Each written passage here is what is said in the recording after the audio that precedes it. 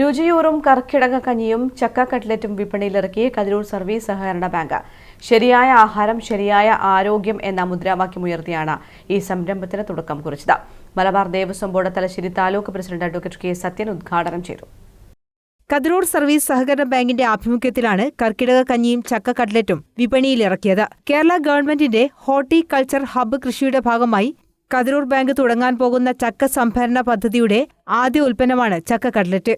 ശരിയായ ആഹാരം ശരിയായ ആരോഗ്യം എന്ന മുദ്രാവാക്യമുയർത്തിയാണ് ഈ സംരംഭത്തിന് ബാങ്ക് തുടക്കം കുറിച്ചത്. Devaswom board Thalassery taluk president advocate K Sathyan ഉദ്ഘാടനം ചെയ്തു.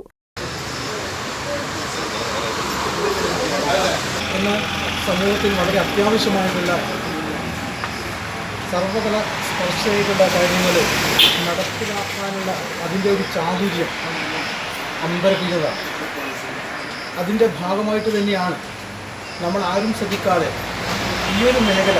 എന്നാൽ ഇതിൻ്റെ സാധ്യത ഭയങ്കരമാണ്. ഇതിൻ്റെ സാധ്യത നമുക്ക് അളന്നെടുക്കാൻ സാധിക്കുകയാണല്ലോ.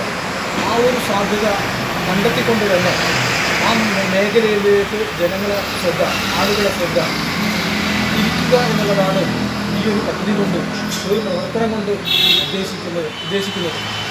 കതിരൂർ സർവീസ് സഹകരണ ബാങ്ക് പ്രസിഡന്റ് ശ്രീജിത്ത് ചോയൻ അധ്യക്ഷത വഹിച്ചു.